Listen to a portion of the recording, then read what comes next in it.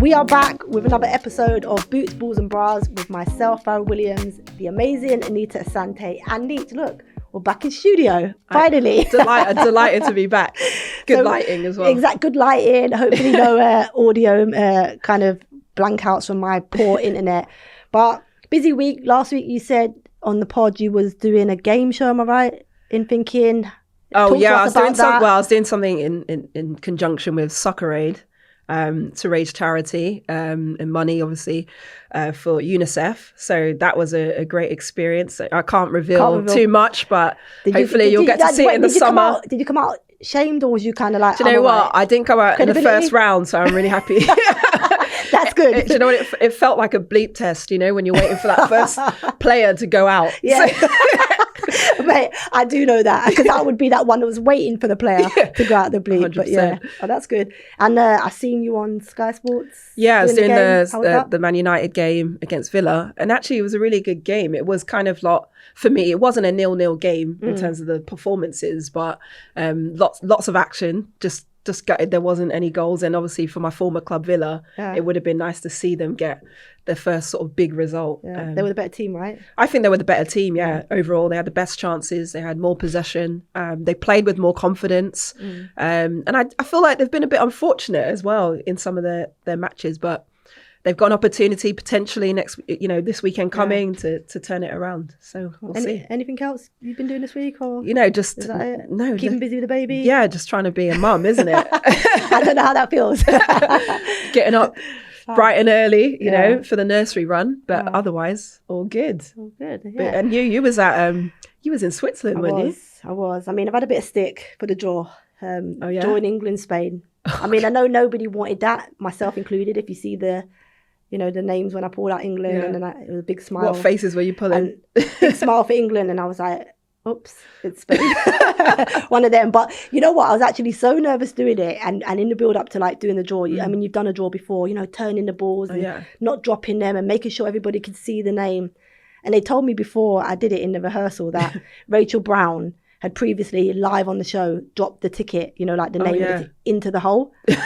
And like I was thinking, in my head, I'm thinking, right, I've got to outdo my roommate. I spoke to her the weekend. I said, Brownie, the only pressure was to make sure the ball and the ticket didn't fall away. Who we picked out, I didn't really care. Yeah. so yeah, I mean, it was nice. a good draw, nice. And as I say, the Nations draw is now up and running. I think it's February, it starts next year, February through to June. Yeah. So yeah, England, Spain's one to look forward to. But mate, lots been happening. And I wanted to talk about, obviously, the weekend's fixtures, and we'll talk a little bit about them in this pod, but we've done quite a bit on Chelsea, City and Arsenal. Steph Houghton, former teammate of both of ours, has recently released her book. Pretty much the biggest talking point I thought come from the book was, when do we think our time's up? And I'll just read one of the comments that was put in the book. Steph Houghton has revealed that she felt let down by her current Lioness manager, Sarina Wiegman, and abandoned by her country. Critics of Sarina Wiegman, lack of communication, empathy, stating that she felt like a number rather than a valued player. So they were like, look, standout headline kind of things that came out of the book. Now, we've both been in those positions in terms of when we're coming towards the end of our career, whether it be club, whether it be country, we come to an end, right? Yeah. Do you think, I mean, we can't speak for her, but did you ever feel let down, abandoned, or felt like any of that kind of happened through your career? Yeah, I think first and foremost, I think, she has the right to speak her truth. That's how she sees it from her perspective, and that's how she felt at the time. As players, we know it's really difficult to transition. You're a starting regular player, suddenly you're a bench player, and then you're transitioning into the next phase where the managers are looking ahead to the next cycle, the next tournament, and that you're not part of those plans. And that's really difficult to take as a player. For me, I've been through it at different phases of my career. I had it when I was in Sweden, was getting transitioned out of my club at Rosengård. And I found it hard, I'm not going to lie, because as a player, you just want to play all the time and you think you can have impact and value. But I understood where I was at, and I had those conversations. I think the hardest thing for me actually was when I didn't make the 2015 squad. Yeah. And I got told on a camp, that I wasn't moving forward and getting selected. And for me, it wasn't the fact that I didn't get selected, even though that hurt. Yeah. It was more the fact that I was the only one told on that camp, and nobody else knew, the selection at that point. Yeah. So I was going to say never. And that never happened. No, it never happened before. 10 or 12 years we'd played together. We knew the process, phone call or email to confirm. So I felt let down by the process. Why was that process applied to me? So that was something that I always carried beyond my, throughout my career. But I never even really talked about it. I talked about it to a select few people. And so for me, that was quite a damaging feeling because of you just want that respect, don't you, to know. Yeah, no, I agree. And I was going to talk about that a little bit further on when we'll talk about what kind of route, or is there a kind of route that you can go down in order to kind of make players feel respected. But I was going off the point on just feeling like a number. And that was one that stood out to me, because I remember when I, when you're young, you don't realise that you are just a number within a squad, right? So when you're playing and you're young and you're heavily involved in every game, and it's you just play game to game, and you don't think about anything other than, well, I've contracted, I'm going to play, whatever.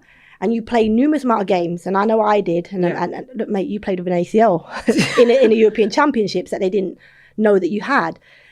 And you are a number in terms of you get an injury, they're steroid inject it, and you play, right? Mm-hmm. But because you're playing, you don't feel like you're being used, because all you want to do is play, right? Sure.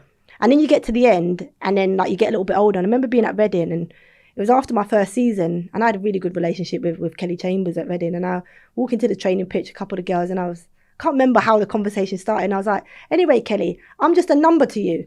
And she's like, what do you mean? I said, I'm just a number. I know I'm here and you're looking for the next player to come in. And she was like, no, I love you. I said, I don't doubt that you love me. I don't doubt that you respect me or think I'm a good player.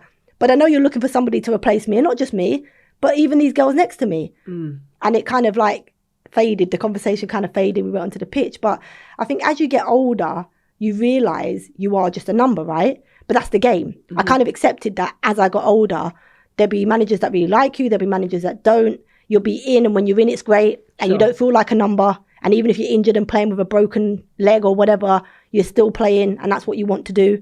So you don't feel used, even though you are being used. Yeah. Because I think back to the 2015 World Cup. After every game, for me to get through every game, I had a steroid injection in my foot, right? So as much as I wanted to play, and it was my choice to be like, yeah, I want this injection. If you can give it me and I can play, I'm going to play.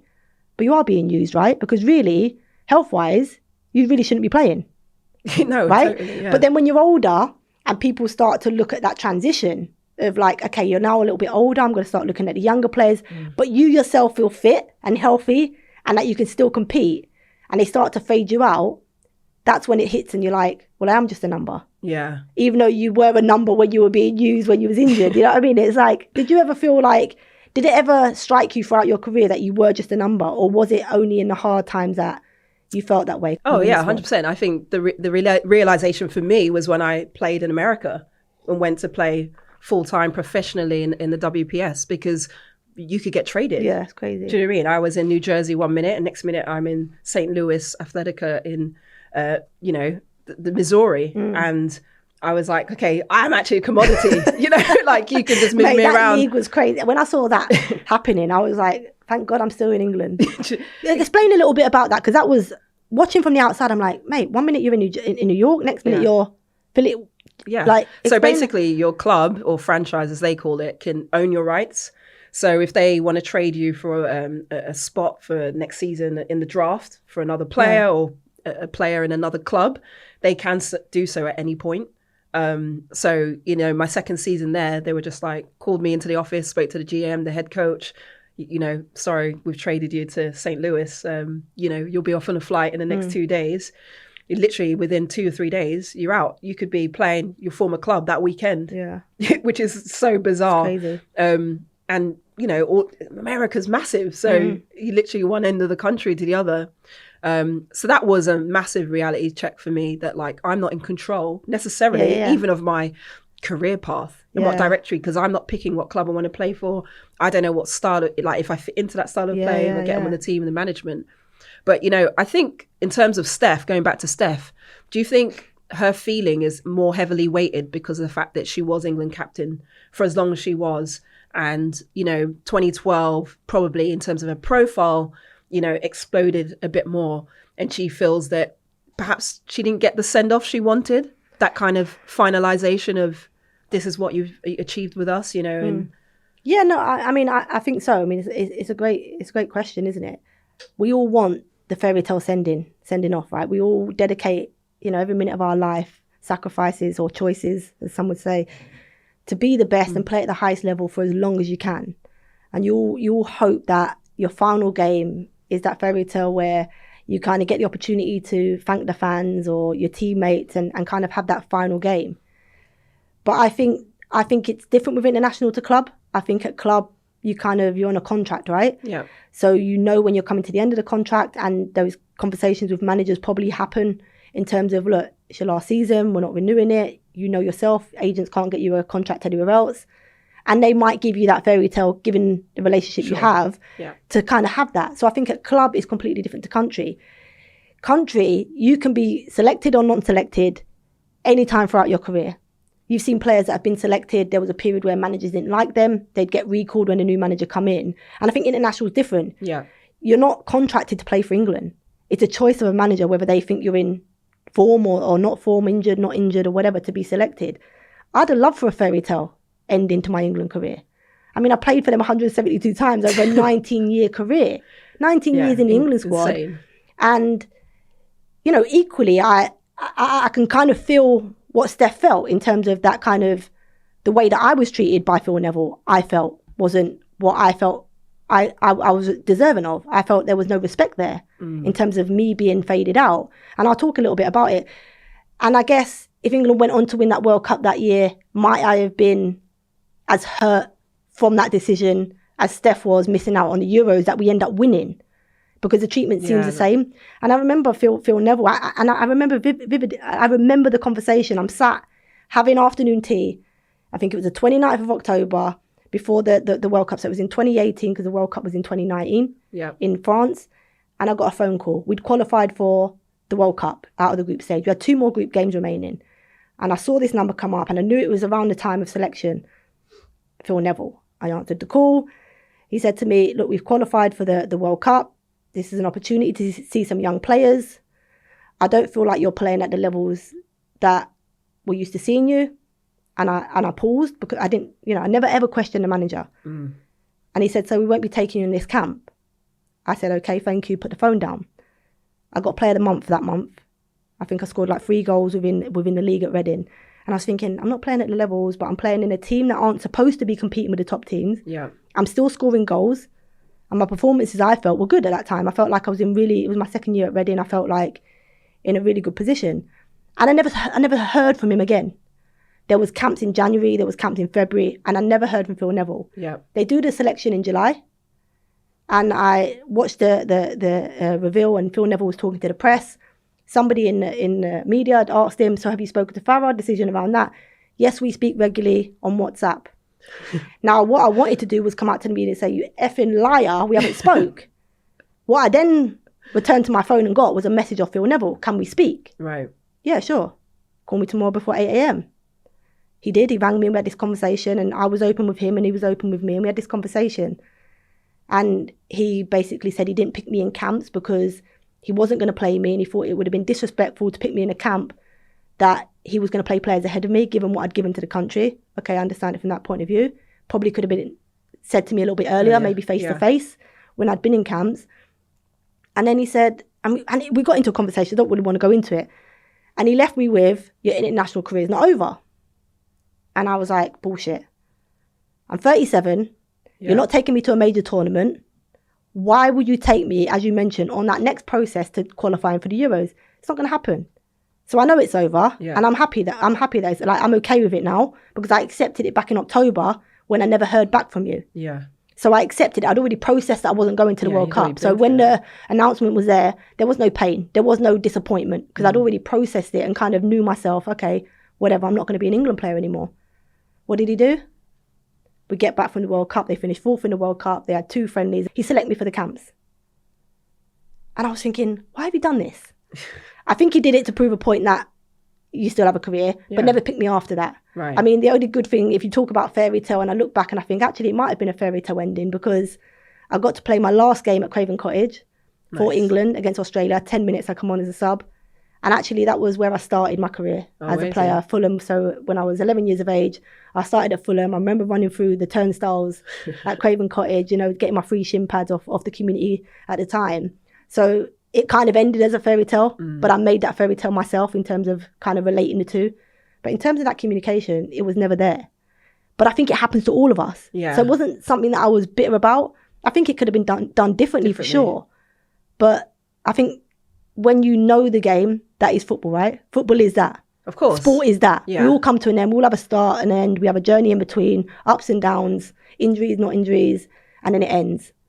And we'd love for that fairy tale ending. And I think, personally, internationally, and I'll say this for any player that is hoping for a fairy tale ending at international, it's never going to happen for you. I mean, how did your international, how did that end? No, it just sort of fizzled out, I guess. And then, you know, the FA, I think, have been really good now to try and include legends and sort of go back and celebrate players from the past and bring us to involve the current squad. So I think that's a good, unique thing the FA are doing now. But yeah, it just kind of ended abruptly, I guess. And and then you're like, it's the end, and you process it for yourself. Yeah. But I agree with you. I think the difference of club and international is there's so many different international managers along the way, and there isn't the same emotional investment that you might have at club level. And also being on the flip side now as a coach, I kind of do understand how difficult it is for managers. I think we got to remember as well, they are human beings as well. Yeah. And the hardest thing is to let people down. Yeah. And it is to tell them. You don't want to do that. You don't want to do that. And I don't think Sarina would have enjoyed having to be the person stepping in at that point in Steph's career and having to do that. You know, I think she probably found it really challenging. And I've read part of her book, and she's talked about that with the Dutch team and having to let down players. She did it with the captain, in 2017. I joined Reading after that Euros. And it was a time that actually she was a captain in the Netherlands, and they went on to win the Euros. Yeah. But she remained a part of the squad. And she talks about how conflicting that feeling was, with that emotion, knowing that it was going to be quite confronting. Yeah. And so I can see it from both perspectives. But I think, you know, the good thing about hindsight is you look back, and as we mature as players, former players, and just as women,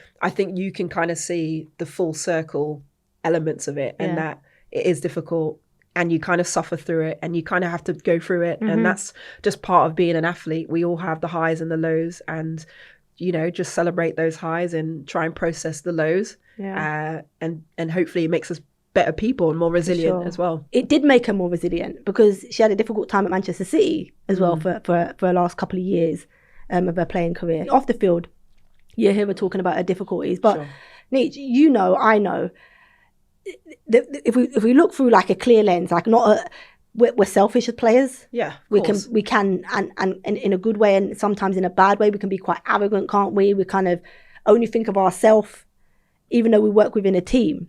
How many times within our career have we been in squads where you have players that when they're playing, they don't care about you if you're not playing, and then you start to play with them, and then it's all great, and you probably get better connections because you're both playing. Sure. And then they don't play, and you still do play. And then it's those communicate, we've been into, I've been there, and I think it is a maturity thing. And I think it's a thing as you get older, you start to understand those emotions of players that are and aren't playing. But whilst you're in it and playing, I mean, I was blindsided. I was I don't think I was arrogant about it. I was just very selfish, I guess. And just, look, I was focusing on me. I'm in a team sport, but my team are competing with me. They want to play as much as I do. So long as I was keeping myself where I needed to be and playing, I guess nothing really around that affected me. I was there for people to talk, but how much kind of support I gave them, probably in the early days of my career, at least till I was about 28, 30, was probably really poor for me. Sure. And not intentionally. I wasn't, I didn't want to be that horrible person, but at the same time, I was very self-focused on what I was doing. And so long as I was playing, and because of all the sacrifice and hard work you put in away, that was my only focus. I didn't even consider how it felt to sit on the bench And on the flip side, when you weren't playing, do you feel that you had the tools then to like manage your emotions and like be, do you know what I mean, on the other side of it? Yeah, I think the 2012 Olympics was a big learning curve for me. I think going into that tournament, I'd played regularly for England. It was the same manager that was managing the Olympics as managed the England team. Sure. And we had a good relationship. We probably had a different relationship. We had a more personal relationship because of my personal circumstances away from football and how much Hope did for me. So Hope Powell was the England manager at the time, took the Olympic job. And so I was probably more, people saw it as favouritism. She probably treated me as if I was her own child in terms of the stuff she did away from football, and people thought she does a bit too much for Fara.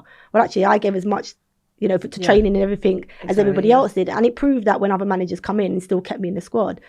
So we had a different relationship. And I remember, because it was only after the tournament, she sat me down and Hope just said like my behaviours and attitude to training, etc., wasn't good enough at that time. And it was a punishment for me. So it wasn't a fact that I wasn't good enough to play and I wouldn't have, which was even harder to take. Yeah. But actually being on the bench and being treated the way that I was as a bench player, that's what we were. We were subs. We weren't called game changers at the time. We were subs. You were people that, you might not get on at all. And you weren't seen as a part of the team that were going to help. I know the games and the terminology now has changed and you're seen as game changers and you are really important to the squad. Yeah. But back then, when you was a sub, you felt so disconnected to the starting 11, right? Yeah, you felt like you had no value to the team. Right. And it was that tournament that I thought, you know what, let me soak up actually how this feels, because I will be a better person for it. I will be able to understand people's feelings. And prior to that I played pretty much every game, whether it be for England or club. I was never used as a sub. I was a sub if I was rested for England, for example, and that's how it was felt. It was explained to me, we're playing Macedonia or somebody, we don't. That's how I was. So being a sub in a home tournament, the Olympic, everybody wanted to play, right? Right. And then you don't. And I wish that come earlier in my career, because I think I would have been a better teammate. But I'm glad I got to experience that, because imagine not experiencing it till really late, and you go 35, you're 35 and you only experience it at 35. Yeah. I would have been a terrible teammate forever. I know I got better as a teammate after that tournament and towards the end of my career, when I was more mature and kind of understood emotions and everything else that came with the game. As I said, I didn't get it. I was selfish. Yeah. I mean, I can't say that for you, because whether you played or didn't play, you were the best teammate. You were so understanding of people, and you was one of them people that gave your time to anybody, whether you was a star or not. I wasn't that person. It took me forever to be that person. Yeah. Like, I hated it, but I was selfish. No, and I get it. I think it's different personalities as well. But, I always think it's tough. And I think that's probably, you hit the nail on the head, where it comes in your career. And like for Steph, it came the latter end of her career, and you don't necessarily have the kind of tools to deal with it, because you've not had to experience it at other times. Yeah. And in the most pivotal time, a major tournament, it happens to you. So I get how, how that can feel emotionally and how difficult it is. But yeah, like I said, it's part of the game. And like, that's what we're saying to young players out there. It's, wherever it comes in your career, you've just got to keep persevering and keep believing and try and be the best teammate you can be, because ultimately you make your teammates better and you probably make yourself better along the way. 100%. But before we end on that topic, obviously, because it was a big thing that kind of hit the headlines, wasn't it, around these comments that Steph had made. Do you think there's a way, because obviously you're a coach, you coached at Bristol for a season. You're obviously now coaching at the England 23s, so you're coaching development players, but you've been there with senior players. Do you think there's a way moving forward that maybe internationally, because look, players give everything to their country when they play and to the sport and whatever, a way of dealing with that transition of fading them out but showing them the respect they probably want or feel that they deserve? Because there's, there has to be better. I mean, it's hard, isn't it? Of course, yeah. It's hard, and I've been trying to think, like, is there a better way? Because, you said face to face. Mark told you. Was it Mark Sampson that told you wasn't moving forward? Mark Sampson, yeah. So was that the last camp you was in? That was the last camp. And he told you face to face. Yeah. And that was a difficult process, right? Yeah, really because hard. you wasn't expecting it. No. So, me suggesting, because I was thinking, what would be a better process? Would it have been a better process that Sarina sat down with her and was blunt, as Mark probably was with you? I don't know, you can talk about that, and go, look, we don't see you moving forward. Would she have felt more respected that way than kind of telling her things that she can maybe do to get back in the squad? Like, do you think there's a way we can fade out players? I think we have to start thinking about more innovative ways, because we do have more staff nowadays. We have more resources, and even like you have psychologists available, don't we? So even if we have psych working with those players to just prepare them to think about the fact that these transitions will come in your career, and how you can handle that and what coping mechanisms you can use. But also I think in terms of a manager, it's going to be on preference. I don't think every manager is going to want to have a one-to-one sit down with every player that they let down, especially major tournaments when you've got a number of players you've got to disappoint. I think that's quite challenging, but obviously we have online, Zoom, whatever. I don't know if that's going to be the new way forward across the screen. I don't know if that's any better. Sometimes a phone call for me is just works just as fine. Yeah. But I think, to be honest, I think it's the way in which you divulge that information. Is it like, look, we're looking ahead to the next cycle in 2 years, in 4 years, and this is where we see where you're at, and we are looking at the next cycle of players coming through, and we have to start giving caps to players. That's a simple fact. That's the cycle of the game. And there are players, you're playing well, but there are players that just playing better 100%, or ahead of you. So I think you can still be honest and still get that across, and it might still affect that player, but I think they'll go away, they'll start to think about it, and they'll be like, you know what, fair enough, like I can't really do much more with that. I've given everything, and if you're like, you've given everything, we appreciate everything you've given, but this is just where we're moving forward. I think players will start to appreciate that kind of level of honesty. If Phil Neville would have said to me, we're looking at younger players, you're 35, you've done whatever for the game and England, but we're looking in a new direction, and left it there, I would have been fine with. The fact that he added, I don't believe you're playing at those levels, when I knew I was at the levels. I knew what I was doing in the WSL, and that's all you can compare to. I was like, now you've added an excuse onto your beliefs or your want to do. So you want to bring young players through, leave it there. Is there a part for me to play? Yes or no? He could have said, actually, you could be really valuable in this area, but I don't want that. So we're kind of finished here. And I would have been okay with that. We all think as players and ex-players and whatever, as we get older, we still feel like we can add value. And whether that be on the pitch, off the pitch, sharing experiences, being around for those young players, sharing them. Like, I still felt like I could have given that. But also it's a place in a squad that you're then denying a young player that can gain experiences from very young to experience the whole kind of playing in front of a big crowd, tournament football, even if they don't get minutes, right? So that's what you got to choose between. I would have just rather the directness, but I know not all of us want that. And I do without feel the excuse. It's a difficult one. Is it one where you say to the player, like, how much longer do you think you're going to play for? Like, yourself, like, well, actually, I'm thinking of playing for the next 3 years. And if as a manager thinks, well, you're not in my plans for the next 3 years, you can kind of break it to them softer.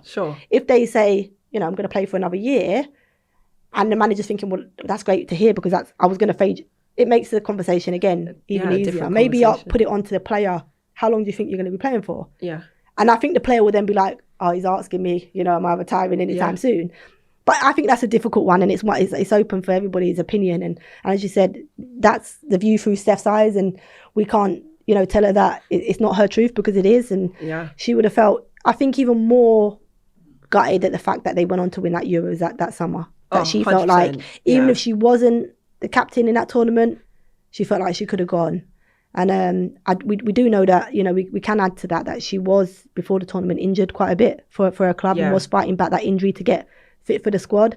So probably made that even more difficult for Sarina to take, Steph having not played that many games going into the tournament. But we'll move on to WSL from the weekend. That was a great chat, and obviously any comments or feedback would be great. Former teammates, put some comments in there. Let's hear what you felt when you retired, even the generation before ours, because theirs would have been even more difficult than ours.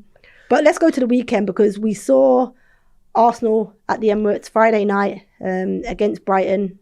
I mean, we won't talk about the predictions, Neats, because you thought Brighton might get a draw. I felt like Arsenal would beat them just because of the way Brighton played. But Beth Mead labelled Renee Slegers as a breath of fresh air. And I think in terms of Beth Mead's performance, we spoke about it last week when she come on against Man United at half-time. Why is it she starting? Mm-hmm. She started that game and got the opening goal. And what do you think of those comments that Beth Mead said? It feels like she's saying she feels free. Okay. I don't know. Freedom a little bit, doesn't it? Yeah. It feels like rains off a little bit. And obviously, Renee, knowing what she's like in her temperament, I think she's really intuitive. She's emotionally intelligent. She's been a player, you know, I think she can relate to them in that way, the dressing room, how it is. And when players are saying such positive things about the manager, then you're getting a feeling that, you know, obviously they're enjoying the environment, they're enjoying the culture, and that's being reflected in the performances. And I think for her, like you said, the impact she had against Man United and then getting the opening goal against Brighton shows that level of just belief and returning to some form of confidence as well. Just a quick one, because we thought that Nick Cushion had been rumoured that he potentially will take the job, and it said that he's basically dismissing any links with Arsenal and he remains to be in the American League still for another year. So do you think Renee Slegers deserves an opportunity to manage this Arsenal team? Or what's your thinking around, and I'll talk about some of my experiences, of an assistant coach then getting the head coach job at the same club? So it's a tough one, because I think if you're just looking at statistics and the fact that she's won the last 3 games, 1 draw since she's been in charge, then you're like, actually, they're not in a bad trajectory considering where they started opening day of the season. And you're seeing a bit more of a positive kind of element of their performances as well. There's an improvement. You're actually witnessing progress. But then there's a flip side to that in terms of, like you said, an assistant coach then becoming the manager.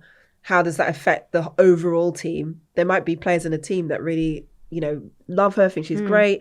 There might be players in a team thinking, well, you were part of the original culture or environment where I wasn't thriving, or I wasn't enjoying it, or I didn't feel like certain elements were challenged, perhaps. And often you look to your assistant coach to be the one that you can be the listening earpiece for players.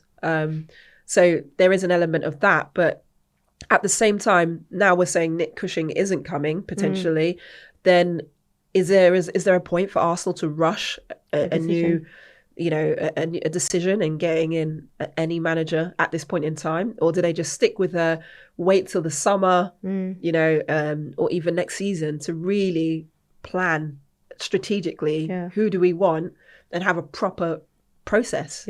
Because at the end of the day, they're a club that are saying, we want to challenge for titles. And we've not done that in a long, long time. But they haven't started in a position where they confidently can say they are. Yeah. No, I agree. I mean, I go back to when I was at Everton and we had Mo Marley, and she was obviously our manager for a long period of time, and our assistant coach, Andy Spence. And look, we loved Andy.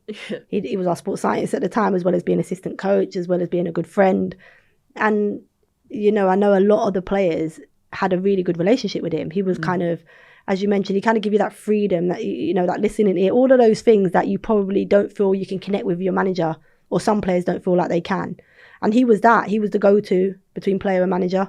And he was very good. His assistant role that he played, like when he was there, like he was very highly respected. Like we literally loved him. And then I remember leaving the club, and he took the job as head coach. It was the time when Mo Marley left Everton after many of years, and Andy then got the head job. But I felt like those are spec levels in terms of seeing him as an assistant coach, seeing him as a manager and a leader and somebody that's going to make big decisions and tough decisions and decisions that are going to now upset you as players. Because don't forget, as an assistant, even though you have some input into what manager's final decision is, players don't see that and they don't hear it from that voice. And then you become a manager. Now you're voicing that back to the players as a manager. And I felt like he lost the team. He lost the dressing room a little bit. I felt like the players didn't have the same respect level for him as a leader as they did for him as an assistant coach. So I feel like it can and it can't work. I mean, it depends on, look, Beth Mead saying it's a breath of fresh air. Does she feel like because she can have those communication levels now, that is good and it's a breath of fresh air? What when she starts to have to make these critical decisions? Is it going to change? And then is it going to change? Do you know what I mean? Is it somebody that she's familiar with? So it feels nice, because when you're familiar, you feel good, right? Now, when these big decisions start to happen, all of a sudden you're like, well, actually, I don't see you as that same person that you were when you was assistant or when you was interim. Yeah. So I think that's a difficult. And as you mentioned, I think Arsenal have plenty of time if Nick Cushion isn't to be the one. I know they gave her 5 games, Renee, didn't they? Yeah, 5 games. Until the women's international break. And then they were going to make a decision. But as you say, there's not many managers that have been, voiced that might take the job. It was Nick Cushion was kind of the one name that you heard that was going to take it. Now he's ruled himself out. As you say, do they reassess? Do they go again? Do they give it to Renee and really bide their time in terms of But also, what they Fara, do? There's not that many female head coaches in the WSL, for example. Yeah. And, we've been talking about how do we get more female coaches. Would you do it? In general, not right now, no. Not right now. Is that just because of lack of experience in terms of lack of position? experience, and also just lifestyle and wanting to be home with my kid and stuff like that. I think it is a big job, a big role, and it's a massive commitment. And, we often, we can look to certain managers in the league, right, and say they're underperforming. 100%. Right? But they've been given the time and length to keep doing what they're doing. So I'm like, why not take the chance on someone like Renee? Yeah. To take this role. Why not? At the moment, her results are quite positive. Should she be measured on in the same kind of trajectory that often other managers get in terms of length of time to prove what they can do? Otherwise, how do we start breeding in the next generation of head coaches and managers at this level?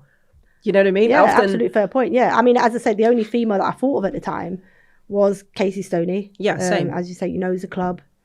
Done a fantastic job with both Man Diego, Man United and San Diego.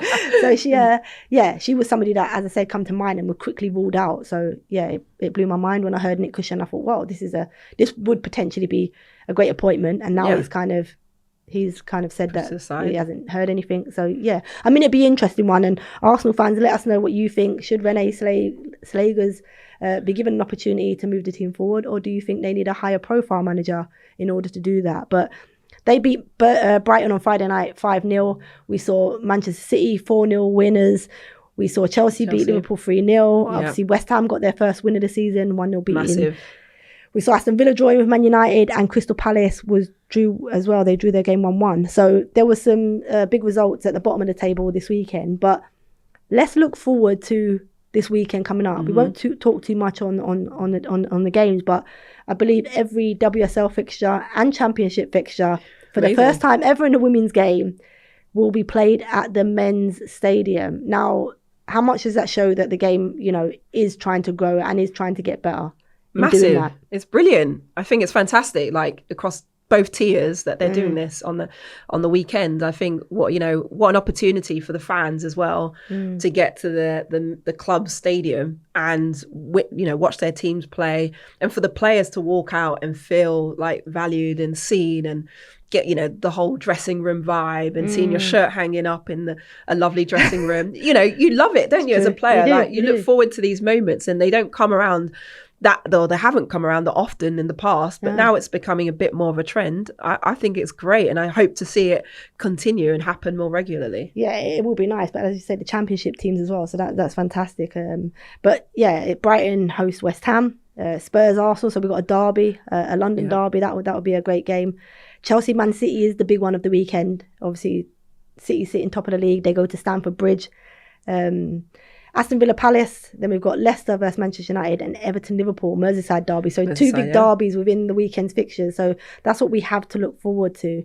I'm quite excited by the weekend, and it'll probably tell us a little bit more about Chelsea. I think it's their biggest test so far. We thought Arsenal would have been. They overcome that, and they've gone 6 unbeaten. So really interested to watch that one. That one's on BBC on Saturday. But we've got some fans' question needs, and we love our fans' questions. We sure do. Yeah, so you want to go with what the questions are? Yeah, we got Rachel Humphreys is asking, what do you think was missing from Liverpool's performance on Sunday? You know what, I was there, Neats, and I thought Liverpool did really well for 35 minutes. I thought in terms of, when we say teams bank up, we always talk about teams being really compact, and normally when we talk about that, it means that they're sat deep within their 18-yard box and kind of defending the goal. Liverpool didn't do that. They adopted the style of having to bank up and being really compact centrally, allowing balls to go in wide areas, but they played with a high line.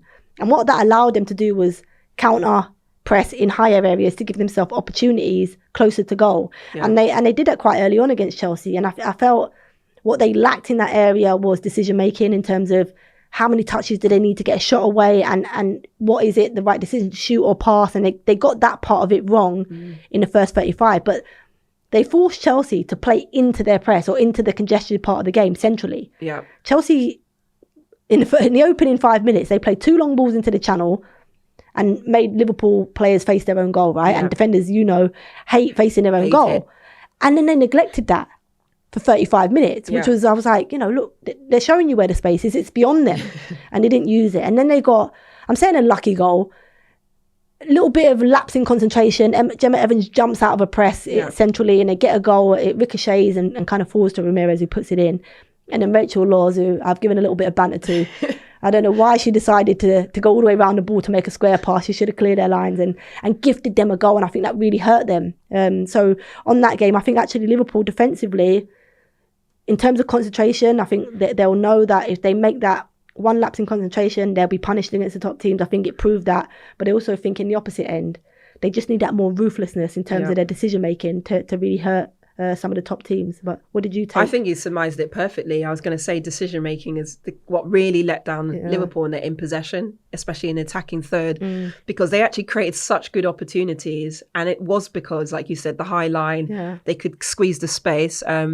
It's just like, do I play the pass or do I take the shot, and those things. But the fact that they are getting into more positive situations is a good thing for them, because it shows they can compete with the likes of Chelsea. And again, mistakes like clearing your lines, just smash it into Rosette, literally. Like, I don't know what she was thinking, Rosie. I mean, which we normally would credit Liverpool for, is that like die-hard defending, you take no prisoners.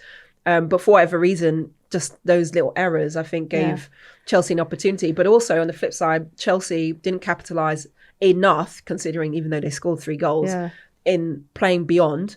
But in those moments where they're not and they're playing into the congested areas, Liverpool have to make it count, right? They have to try and get a goal. But overall, I think positives for them to build upon. All right, the next question is from Dawn Martin. So were Brighton poor, or were Arsenal good, or a combo of the two? That's a good question. You know what? We had our predictions going into the game, and you thought a draw. I did think a draw. Neats, for all the good I say about you, I don't know how they were going to get got a result against Arsenal, I don't think, since I don't know, whatever. I don't know what you was thinking that day. I mean, I don't know. You maybe had too many, coffees or... I had too much caffeine, I think. But I think it was the fact that the way that Brighton play, very high risk in terms of like their possession, their build, big pitch. We're talking to playing at the Emirates. So obviously more spaces to be exposed. And I think Arsenal on their day, if they play with the intent that they did, they could beat anybody. Yeah. And, they've come up Brighton against a team in Arsenal that were very determined to put on a good performance at the Emirates in front of their home fans. And I say against a Brighton team that probably were too risky in terms of their style against a team that will punish them if they make mistakes. And so you could say a combo of both. I just think style-wise, Brighton can't play that way against Arsenal and hope to come away with anything. I would agree with you. I think it was a combo. I think I'm going to say that because of my prediction. But I think it was because I think that, I was very positive and optimistic for Brighton from what I'd seen. And I thought they could go toe-to-toe. They didn't quite do that. And I think, it's a good test. It was a good first test for them. They hadn't really been tested. But again, it's about being wily against top teams and not playing into their strengths either. And they play so much in their own half.